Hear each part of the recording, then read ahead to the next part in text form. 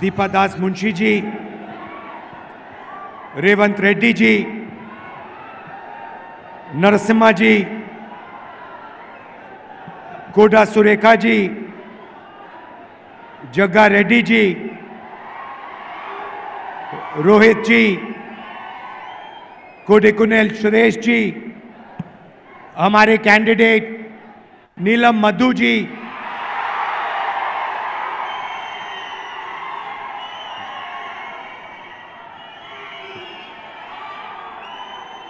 Stage पे Congress party के वरिष्ठ नेता, हमारे प्यारे कार्यकर्ता बब्बर शेर, भाइयों और बहनों, प्रेस के हमारे मित्रों, आप सबका यहां बहुत बहुत स्वागत। गर्मी में आप दूर दूर से आए, इसके लिए दिल से आपको बहुत बहुत धन्यवाद। వేదిక మీద సుఖాసీనులైనటువంటి గౌరవ ముఖ్యమంత్రి గారికి, మంత్రులకు, కాంగ్రెస్ పార్టీలో వివిధ హోదాల్లో ఉన్నటువంటి బాధ్యులకు, అదేవిధంగా స్థానికంగా పోటీ చేస్తున్నటువంటి మధు గారికి, అలాగే ఈ కార్యక్రమానికి వచ్చినటువంటి వీర సింగాలైనటువంటి మీ అందరికీ సాదర స్వాగతం। हिंदुस्तान में गरीब लोग, कमजोर लोग, दलित, आदिवासी, पिछड़े लोग, किसान, मजदूरों की रक्षा हमारा संविधान, हमारा कॉन्स्टिट्यूशन करता है। మిత్రులారా, దేశంలో ఉన్నటువంటి వెనుకబడిన వర్గాలు కానివ్వండి, దళితులు కానివ్వండి, ఆదివాసీలు కానివ్వండి, వెనుకబడ్డటువంటి వాళ్ళు కానివ్వండి, పేదలు కానివ్వండి, వీళ్ళందరి యొక్క బాధ్యత, వీళ్ళందరినీ సురక్షితంగా ఉంచేటటువంటి కర్తవ్యాన్ని మన గౌరవ రాజ్యాంగం నిర్వర్తిస్తూ ఉంటుంది। संविधान से पहले हिंदुस्तान में गरीब लोगों के, कमजोर लोगों के कोई भी अधिकार नहीं थे। రాజ్యాంగం ఆవిర్భవించక ముందు, రాజ్యాంగం రాసుకోవడానికి ముందు ఈ దేశంలో పేదలకు కానీ, దళితులకు కానీ, అట్టడుగు వర్గాలకు కానీ ఎలాంటి హక్కులు ఉండేవి కావు। अगर हिंदुस्तान के गरीब लोगों को शक्ति मिली है तो संविधान से उनको शक्ति मिली है। ఈ దేశంలో పేదలకు శక్తి దొరికింది అంటే అది కేవలం రాజ్యాంగం వల్ల మాత్రమే దొరికింది। ये कोई मामूली किताब नहीं है, ये आपके दिल की आवाज है। ఇది సామాన్యమైన పుస్తకం కాదు, ఇది సామాన్యుల యొక్క గొంతుక। इसके लिए कांग्रेस पार्टी और हिंदुस्तान के करोड़ों लोगों ने लड़कर, अपना खून देकर इसको बनाया है। ఈ పుస్తకం సామాన్యమైనటువంటిది కాదు। ఈ పుస్తకాన్ని మన కోసం మనం ఆవిష్కరించుకోవడానికి ఈ దేశంలో వేలాది మంది, లక్షలాది మంది తమ ప్రాణాలను తృణప్రాయంగా త్యజించి రక్తాన్ని ధారపోసి ఈ పుస్తకాన్ని రూపొందించుకున్నారు। गांधी जी, अंबेडकर जी, नेहरू जी, इन लोगों ने सालों लड़ाई कर कर, खून पसीना देकर हिंदुस्तान की जनता के साथ ये किताब बनाई। మహాత్మా గాంధీ గారు, అంబేద్కర్ గారు, జవహర్ లాల్ నెహ్రూ గారు వీరంతా కూడా సంవత్సరాల పాటు శ్రమపడి, చెమటోడ్చి ఈ పుస్తకాన్ని ఆవిష్కరించేందుకు, రూపొందించేందుకు తమ సహకారాన్ని అందించి ఈ దేశానికి పుస్తకాన్ని అందించగలిగారు। और इस चुनाव में बीजेपी के लोगों ने साफ कह दिया है, उनके नेताओं ने, बड़े बड़े नेताओं ने कह दिया है कि वो इस संविधान को बदल देंगे, खत्म कर देंगे, फेंक देंगे। స్నేహితులారా, ఇప్పుడు జరిగేటటువంటి సార్వత్రిక ఎన్నికల్లో భారతీయ జనతా పార్టీకి చెందినటువంటి పెద్ద పెద్ద నేతలు, గొప్ప గొప్ప నేతలు పెద్ద పెద్ద వేదికల మీద ఈ రాజ్యాంగాన్ని సమూలంగా మార్చేస్తామని, ఈ రాజ్యాంగాన్ని తీసేస్తామని బహిరంగంగానే చెబుతూ ఉన్నారు। ये चुनाव दो विचारधाराओं के बीच में है। इंडिया अलायंस, राहुल गांधी, मल्लिकार्जुन खड़गे जी, रेवंत रेड्डी जी कहते हैं कि इसको बचाना है, इसकी रक्षा करना है। ఈ దేశంలో ఎన్నికలు ఇప్పుడు రెండు సమూహాల మధ్య జరుగుతున్నాయి. ఒకటి ఇండియాకి సంబంధించినటువంటి సమూహం, అందులో రాహుల్ గాంధీ గారు, మల్లికార్జున్ ఖర్గే గారు, మీ ప్రియతమ ముఖ్యమంత్రి రేవంత్ రెడ్డి గారు, వీరంతా ఉన్నారు.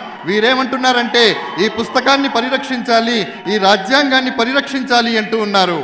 और नरेंद्र मोदी, अमित शाह, आरएसएस के नेता कहते हैं इस किताब को बदल दिया जाए, इसको फेंक दिया जाए. నరేంద్ర మోడీ గారు అలాగే ఆర్ఎస్ఎస్ మిత్రులు ఏమంటున్నారంటే ఈ పుస్తకాన్ని సమూలంగా తీసేయాలి, ఈ పుస్తకాన్ని పూర్తిగా మార్చేయాలి అంటూ ఉన్నారు.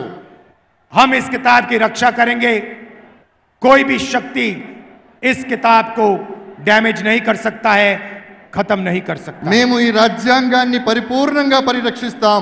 ఏ శక్తి కూడా ఈ రాజ్యాంగాన్ని మార్చడంలో కానీ సమూలంగా తీసివేయడంలో కానీ ఏమాత్రం సాహసించలేదు. भाई और बहनों, आपका जमीन का हक, आपको जो आरक्षण मिला, आपको जो सरकार में रोजगार मिलता है, पब्लिक सेक्टर, वो सब इधर से आया है. దేశంలో మీకు ఏవైతే సౌలభ్యాలు దొరుకుతున్నాయో, భూమి దొరికిందో, పథకాలు దొరుకుతున్నాయో, ఈరోజు మీరు ఒక ఓటు వేసేటటువంటి అర్హత కూడా కలిగి ఉన్నారో, అదంతా కూడా కేవలం ఈ రాజ్యాంగం ఉండడం వల్ల మాత్రమే సాధ్యమవుతోంది. नरेंद्र मोदी चाहते हैं कि सारी की सारी राजनीति 22-25 लोगों के फायदे के लिए हो. నరేంద్ర మోడీ గారు కేవలం 20-25 మందికి మాత్రమే ఈ దేశంలో ఉన్నటువంటి ప్రయోజనాలన్నీ చేకూరాలి అనుకుంటూ ఉన్నారు. उन्होंने पब्लिक सेक्टर को, सरकारी कंपनियों को प्राइवेटाइज किया. వారు దేశంలో ఉన్నటువంటి పబ్లిక్ సెక్టార్ అంటే ప్రభుత్వ రంగ సంస్థలన్నిటినీ కూడా ప్రైవేటు పరం చేస్తూ ఉన్నారు. क्यों किया? रिजर्वेशन को हटाने के लिए किया. ఎందుకు చేస్తున్నారు మీరు ఆలోచించండి. కేవలం రిజర్వేషన్లు నిర్మూలించడం కోసం మాత్రమే ప్రభుత్వ రంగ సంస్థలు ప్రైవేటు పరం చేయబడుతూ ఉన్నాయి. देश में और सरकार में ठेकेदारी प्रथा चलाते हैं. क्यों चलाते हैं? रिजर्वेशन को खत्म करने के लिए. దేశంలో ఉండేటటువంటి పెట్టుబడిదారీ వ్యవస్థను పెంపొందించేటటువంటి ప్రయత్నాన్ని చేస్తున్నారు. ఎందుకు చేస్తున్నారు? కేవలం రిజర్వేషన్లు తొలగించాలి అనేటటువంటి ఉద్దేశంతో మాత్రమే ఈ కుట్ర జరుగుతూ ఉంది. लड़ाई इस बात की भी है, वो रिजर्वेशन को खत्म करना चाहते हैं, हम रिजर्वेशन को 50% से ज्यादा बढ़ाना चाहते हैं. ప్రధానమైనటువంటి యుద్ధం ఎందుకు జరుగుతుందంటే వారు రిజర్వేషన్లు సమూలంగా తీసివేయాలంటున్నారు. కానీ మేము ప్రభుత్వంలో వచ్చిన తర్వాత 50% రిజర్వేషన్లను ఇవ్వాలనుకుంటూ ఉన్నాము. भाई और बहनों, हिंदुस्तान में अगर आप पिछड़ों की, दलितों की, आदिवासियों की आबादी जोड़ दें तो ये मेजॉरिटी बनती है. మిత్రులారా, స్నేహితులారా, దేశంలో ఉన్నటువంటి ఆదివాసీలు అంటే గిరిజనులు కానివ్వండి, వెనకబడ్డటువంటి వాళ్ళు కానివ్వండి, వీళ్ళందరి యొక్క గణన గనక మనం చేసినట్టయితే అద్భుతమైనటువంటి ఫలితాలు సాధించే అవకాశం ఉంది. कम से कम 50% पिछड़ा वर्ग है. కమ్ సే కమ్ అంటే కనీసం 50% మంది వెనుకబడినటువంటి తరగతుల వారు ఉన్నారు. 15% दलित, 8% आदिवासी. 15% దళితులు, 8% ఆదివాసీలు ఉన్నారు. 15% माइनॉरिटी और 5% गरीब जनरल कास्ट के लोग. 15% మైనార్టీలు ఉన్నారు. మిగతా 8% ఎవరైతే ఉన్నారో వారంతా జనరల్ కేటగిరీకి చెందినటువంటి వాళ్ళు ఉన్నారు. अगर आप इन सबको जोड़ दो 90% से ज्यादा बनता है. మీరందరినీ కన్నా కలిపినట్టయితే వీరందరూ 90%కి సరిసమానం అవుతారు. मगर इन लोगों को हिंदुस्तान में भागीदारी नहीं मिलती. కానీ భారతదేశంలో వీళ్ళకి ఎప్పుడూ భాగస్వామ్యం దొరకదు. इसीलिए हमने निर्णय लिया है कि जैसे तेलंगाना में जाति जनगणना हुआ, वैसे ही हिंदुस्तान में जाति जनगणना होने वाला है. కాబట్టి మేము ఒక దృఢమైనటువంటి నిర్ణయం తీసుకున్నాము. ఏ రకంగానైతే తెలంగాణలో కుల గణన జరిగిందో అదే విధంగా యావత్ దేశంలో కుల గణన చేయాలి అనేటటువంటి సంకల్పంతో మేము ముందుకు సాగుతూ ఉన్నాం. हिंदुस्तान के दलितों को, आदिवासियों को, पिछड़ों को, गरीब जनरल कास्ट के लोगों को, माइनॉरिटीज को पता लगना चाहिए उनकी कितनी शक्ति है, उनकी कितनी आबादी है और उनकी कितनी भागीदारी मिल रही है. దళితులు కానివ్వండి, గిరిజనులు కానివ్వండి, ఆదివాసీలు కానివ్వండి, మైనార్టీలు కానివ్వండి, సామాన్యులు కానివ్వండి, వీళ్ళందరూ దేశంలో ఎంత శాతం ఉన్నారు అనేటటువంటి విషయం వారికి తెలియాలి. వాళ్ళ శక్తి ఏమిటో ఈ దేశంలో వాళ్ళకి తెలియాలి. और जाति जनगणना के बाद क्रांतिकारी राजनीति शुरू होगी. हिंदुस्तान की राजनीति हमेशा के लिए बदल जाएगी, क्योंकि एक गहरा सच हम सबके सामने दिखने लगेगा। స్నేహితులారా, కాబట్టి ఈ రకమైనటువంటిది జరిగినప్పుడు దేశంలో నిజమైనటువంటి రాజకీయం ప్రారంభమవుతోంది. ఒక ఉజ్వలమైనటువంటి రాజకీయ చైతన్యం వస్తోంది. ఆ రాజకీయ చైతన్యం రావాలి అనేటటువంటి ఉద్దేశంతోనే మేము ఆ దిశగా ప్రయత్నాలు చేస్తూ ఉన్నాము. 2-3% लोग हिंदुस्तान को चलाते हैं, सारी की सारी संस्थाएं उनके हाथ में हैं, सारी की सारी कंपनियां उनके हाथ में हैं, सरकार उनके हाथ में है। जाति जनगणना से पता लग जाएगा, इसकी सच्चाई सारे हिंदुस्तान को पता लग जाएगी। కేవలం 2% మంది ఎవరైతే ఉన్నారో వాళ్ళ చేతుల్లోనే సంపద మొత్తం ఉంది. వాళ్ళే ఈ రోజు దేశాన్ని శాసిస్తున్నారు. ఎప్పుడైతే మనం జనగణన కులగణన చేస్తామో అప్పుడు నిజమైనటువంటి స్టాటిస్టిక్స్, నిజమైనటువంటి నిష్పత్తి బయటికి రావడం జరుగుతుంది. అప్పుడు మన శాతం ఎంత, మన వాటా ఎంత అనేటటువంటి విషయం మనకు అర్థమవుతుంది. भाइयों और बहनों, नरेंद्र मोदी जी ने अदानी जैसे लोगों के लिए काम किया। 10 साल हिंदुस्तान के airports, ports, infrastructure, defence industry सारी की सारी नरेंद्र मोदी जी ने अदानी को दी। స్నేహితులారా, నరేంద్ర మోడీ గారు గత 10 సంవత్సరాల కాలంలో చేసినటువంటి పరిపాలనలో ఎయిర్పోర్ట్లు, విమానాశ్రయాలు కానివ్వండి, నౌకాశ్రయాలు కానివ్వండి, దేశంలో ఉన్నటువంటి పెద్ద పెద్ద ప్రభుత్వ రంగ సంస్థలు కానివ్వండి, వీటన్నిటినీ కూడా అదానీ పరం చేస్తూ ఉన్న సంగతి మీరు గమనిస్తూనే ఉన్నారు. उन्होंने 22-25 अरबपति बनाए, अमीर लोगों को और अमीर किया। हालत यह है कि 22 लोगों के पास उतना ही धन है जितना 70 करोड़ हिंदुस्तानियों के हाथ में है। స్నేహితులారా, మిత్రులారా, నరేంద్ర మోడీ గారు 10 సంవత్సరాల తన పాలన కాలంలో కేవలం 20-25 మంది మాత్రమే మిలియనర్లను, ట్రిలియనర్లను చేయటం జరిగింది. భారతదేశంలో ఎంతమంది జనాభా ఉన్నారో అంతమంది జనాభా దగ్గర ఉండేటటువంటి సొత్తు ఈ రోజు అంతకంటే ఎక్కువ కేవలం దేశంలో 20-25 మంది చేతుల్లో మాత్రమే ఉంది. भाइयों और बहनों, उन्होंने 22 अरबपति बनाए। अब समय आ गया है हमें करोड़ों लाखपति बनाने हैं। స్నేహితులారా, కేవలం వారు 20-25 మందిని మాత్రమే బిలియనర్లను చేస్తే ఇప్పుడు సమయం ఆసన్నమైంది. కోటాను కోట్ల మందిని కోటీశ్వరులను చేసేటటువంటి అవకాశం మన ముందుంది. हम एक ऐतिहासिक क्रांतिकारी काम करने जा रहे हैं, ఒక ऐसा काम जो आप सपने में नहीं सोच सकते। ఒక చారిత్రాత్మకమైనటువంటి కార్యక్రమానికి, ఒక చారిత్రాత్మకమైనటువంటి చైతన్యానికి శ్రీకారం చుట్టేటటువంటి ప్రయత్నాన్ని మేము చేస్తున్నాం. ఆ ప్రయత్నం ఏమిటి అనేది మీరు కనీసం కలలో కూడా ఊహించలేరు. आपने ऐसा सपना भी नहीं देखा होगा जो हम करने जा रहे हैं, जो हम सच्चाई में आपको देने जा रहे हैं। మేము ఏదైతే చేయాలనుకుంటున్నామో అది మీరు కలలోనైనా ఊహించి ఉండరు. కానీ వాస్తవం చెబుతున్నాను, అది వాస్తవంలో రూపుదాల్చబోతోంది. దాని స్వప్నాన్ని మేము సాకారం చేసి చూపిస్తాము. ऐसा काम दुनिया की किसी सरकार ने आज तक नहीं किया। ప్రపంచంలో ఏ ప్రభుత్వం కూడా ఇలాంటి పని ఇప్పటి వరకు చేసి ఉండలేదు. और इसके बाद दुनिया की सारी सरकार यही काम करेंगी। ప్రపంచంలో ఉన్నటువంటి ప్రతి దేశం కూడా మనం చేసేటటువంటి కార్యక్రమం లాంటి కార్యక్రమాలే చేయబోతోంది. भाइयों और बहनों, हिंदुस्तान के सारे गरीब परिवारों की लिस्ट बनेगी। దేశంలో ఉన్నటువంటి ఎంతమంది నిరుపేదలు ఉన్నారో వాళ్ళందరికీ సంబంధించినటువంటి ఒక జాబితా రూపొందించబడుతుంది. तेलंगाना में हर गांव में जाकर, कस्बों में जाकर हम गरीबों के नाम लिस्ट में डालेंगे। తెలంగాణలో ఉన్నటువంటి మారుమూల ప్రాంతాలలో, మారుమూల గ్రామాలలో కూడా మేము వెళ్ళటం జరుగుతుంది. అక్కడ ఉన్నటువంటి ప్రతి పేదవాడి యొక్క పేరుని, చిరునామా మొత్తం కూడా ఆ జాబితాలో పొందుపరుస్తాం. किसान के परिवार, मजदूर के परिवार, दलित, आदिवासी, पिछड़े, गरीब, जनरल कास्ट के लोग, सबसे गरीब लोगों की लिस्ट बनेगी। కార్మికులు, కర్షకులు, రైతులు, మైనార్టీలు, దళితులు, ఆదివాసీలు ఎవరైతే ఉన్నారో వీళ్ళందరికీ సంబంధించినటువంటి ఒక పరిపూర్ణమైనటువంటి నివేదిక, జాబితా రూపొందించబడుతుంది. हर परिवार में से एक महिला का नाम चुना जाएगा। ప్రతి కుటుంబం నుండి ఒక మహిళ పేరును ఎంపిక చేసుకోవడం జరుగుతుంది. और उस महिला के बैंक अकाउंट में इंडिया गठबंधन की सरकार 10,000 नहीं, 50,000 नहीं, 70,000 नहीं, 1 लाख रुपए बैंक अकाउंट में डालेगी। ఏ మహిళ పేరైతే మనం ఎంపిక చేసుకుంటామో ఆ మహిళ పేరిట బ్యాంకులో అకౌంట్ తీయించబడి అందులో 10,000 కాదు, 50,000 కాదు, 70,000 కాదు, పూర్తిగా 1 లక్ష రూపాయలు డిపాజిట్ చేయటం జరుగుతుంది.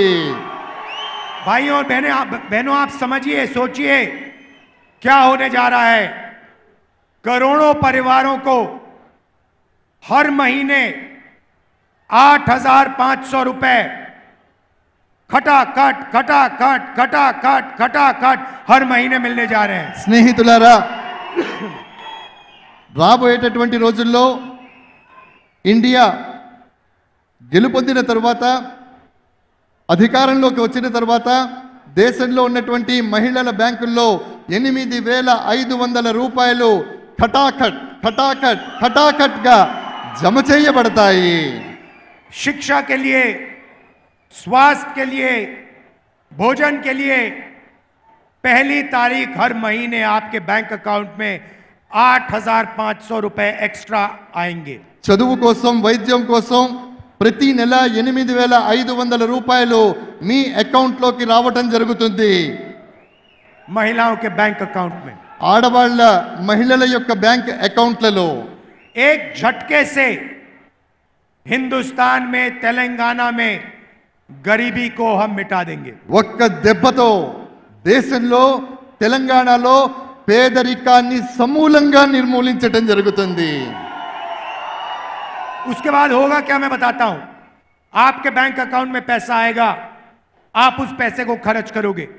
దాని తర్వాత జరగబోయేది ఏమిటో నేను చెప్తాను. మీకు బ్యాంక్ అకౌంట్లో డబ్బులు పడతాయి, వాటిని మీరు ఖర్చు పెట్టేస్తారు. आप शर्ट, पैंट, दवाई ये चीजें खरीदोगे. మీరు ప్యాంటు కొంటారు, షర్టు కొంటారు, వైద్యం కొంటారు, ఇంకోటి కావాల్సినటువంటి మందులు మాకులు కొనుక్కుంటారు. और हिंदुस्तान की कंपनियां, छोटी छोटी कंपनियां, बड़ी कंपनियां ये माल बनाएंगी.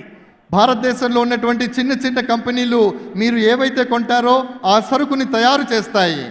जैसे ही वो कंपनियां ये काम करना शुरू करेंगी, आपके बच्चों को उन्हीं कंपनियों में रोजगार मिलेगा. ఎప్పుడైతే ఈ కంపెనీలు తమ ఉత్పత్తిని ప్రారంభిస్తాయో అప్పుడు మీ పిల్లలకు అదే కంపెనీలలో ఉద్యోగ అవకాశాలు దొరుకుతాయి.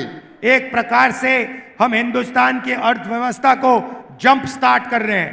ఒక రకంగా చెప్పాలంటే భారతదేశపు ఆర్థిక వ్యవస్థను మనం అప్పుడు ప్రారంభించబోతున్నాం. मगर हम वहां नहीं रुकेंगे. కానీ మేము అక్కడే ఆగిపోము. नरेंद्र मोदी ने करोड़ों युवाओं को बेरोजगार बनाया. నరేంద్ర మోడీ గారు కోటాను కోట్ల మంది యువకుల్ని నిరుద్యోగులుగా చేశారు. नोटबंदी अदानी के लिए की, गलत जीएसटी अदानी के लिए की.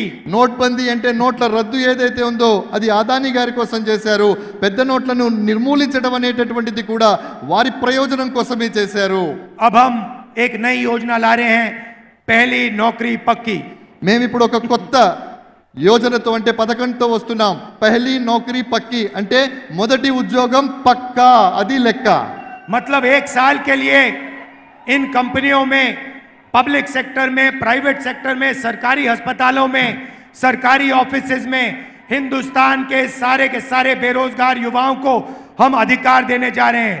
1 साल की नौकरी, बेहतरीन ट्रेनिंग और 1 साल में 1 लाख रुपए आपके बैंक अकाउंट में. మిత్రులారా, ఏ రకంగానైతే చెప్పడం జరిగిందో అంటే ఈ కంపెనీలు ప్రారంభించిన తర్వాత అందులో యువకులకు, అది ప్రైవేట్ సెక్టార్ కావచ్చు, పబ్లిక్ సెక్టార్ కావచ్చు, అందులో ఉద్యోగం ఇవ్వడం జరుగుతుంది.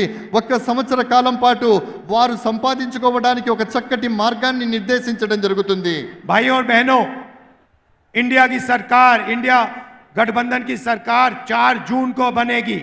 స్నేహితులారా, ఇండియా సర్కార్ అంటే ఏ సంఘటనతో అయితే మనం పోరాటం చేస్తున్నామో ఎన్నికల్లో, సార్వత్రిక ఎన్నికల్లో, ఆ ప్రభుత్వం 7వ తారీఖు జూన్న వ్యవస్థీకృతం అవుతోంది. గట్టిగా ఒకసారి చప్పట్లు. 30 लाख सरकारी नौकरियां हैं जो नरेंद्र मोदी ने आपको नहीं दी. 30 లక్షల ప్రభుత్వ ఉద్యోగాలు ఉన్నాయి, వాటిని నరేంద్ర మోడీ గారు మీకు ఇవ్వలేదు.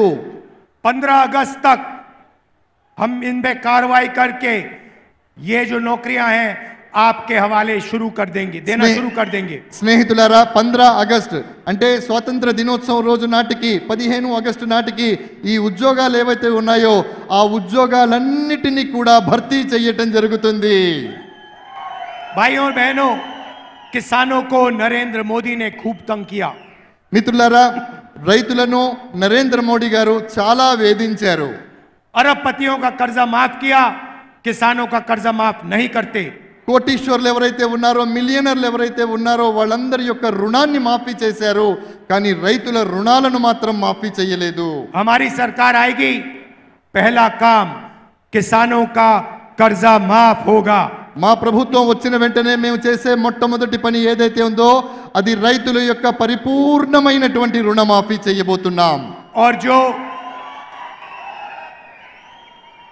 और आपको अनाज के लिए, धान के लिए, शुगर केन के लिए आज నరేంద్ర మోదీ సహీ దామ్ నహీ దిల్వాతే హై. స్నేహితులారా, మనం పండించేటటువంటి ధాన్యానికి కానివ్వండి, ఇతరాత్ర పంటలకు కానివ్వండి, నరేంద్ర మోడీ గారు సరైనటువంటి వ్యవసాయ ఉత్పత్తులకు ఇవ్వాల్సినటువంటి ధరను ఇవ్వడం లేదు. हम कानूनी मिनिमम सपोर्ट प्राइस मतलब कानून के मुताबिक आपको अनाज के लिए, धान के लिए, शुगर केन के लिए कम से कम दाम गारंटी करके मिलेगा. చట్ట పరిధిలో మేము ఖచ్చితంగా మీరు పండించేటటువంటి వరకు కానివ్వండి, చెరుకుకు కానివ్వండి, చట్టబద్ధమైనటువంటి మద్దతు ధర ఖచ్చితంగా ఇప్పించి తీరుతాము. भाइयों और बहनों, मजदूरों को आज मनरेगा में 2250 रुपए मिलते हैं. స్నేహితులారా, మన్రేగా పథకంలో భాగంగా ఈ రోజు కార్మికులకు 250 రూపాయలు దొరుకుతూ ఉన్నాయి. सरकार आने के बाद उनको 400 रुपए मनरेगा के लिए मिलेंगे. అది వచ్చి ప్రభుత్వం వచ్చిన తర్వాత మన్రేగాలో భాగంగా 400 రూపాయలు కార్మికులకు ఇవ్వడం జరుగుతుంది. और जो आशा और आंगनवाड़ी में महिलाएं काम करती हैं उनकी आमदनी हम दुगनी करने जा रहे हैं. ఎవరైతే ఆశాలో ఉన్నారో, అంగన్వాడీలో పనిచేస్తున్నటువంటి మహిళలు ఉన్నారో వాళ్ళకు వచ్చేటటువంటి సంపాదన ఏదైతే ఉందో దాన్ని మేము రెట్టింపు చేస్తాము. గట్టిగా చప్పట్లు కొట్టండి బా. भाइयों और बहनों, मैं आपको साफ बताना चाहता हूं. స్నేహితులారా, సోదర సోదరీమణులారా, నేను మీకు స్పష్టంగా చెప్పాలనుకుంటున్నాను. एक लाइन में मैं आपको इंडिया सरकार के बारे में बताना चाहता हूं. కేవలం ఒకే ఒక పంక్తిలో, ఒకే ఒక లైన్లో, ఒకే ఒక వాక్యంలో నేను ఇండియా ప్రభుత్వాన్ని గురించి నేను చెప్పాలనుకుంటున్నాను. जितना पैसा नरेंद्र मोदी जी ने हिंदुस्तान के अरबपतियों को दिया है उतना ही पैसा हम हिंदुस्तान के गरीब लोगों के बैंक अकाउंट में डालने जा रहे हैं. ఎంత సొమ్మైతే నరేంద్ర మోడీ గారు కోటీశ్వర్లకు, ధనవంతులకు, కుబేరులకు ఇచ్చారో అంత సొమ్మును మేము పేదల యొక్క బ్యాంకు అకౌంట్లలో వేస్తాము.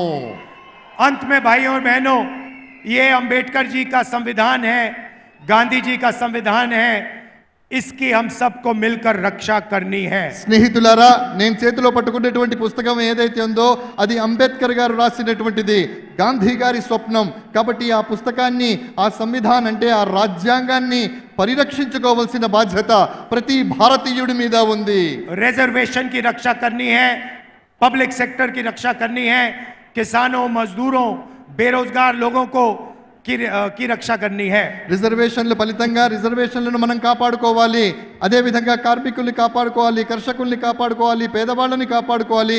ఇవన్నీ కాపాడుకోవాలంటే మన రాజ్యాంగాన్ని మనం కాపాడుకోవాలి.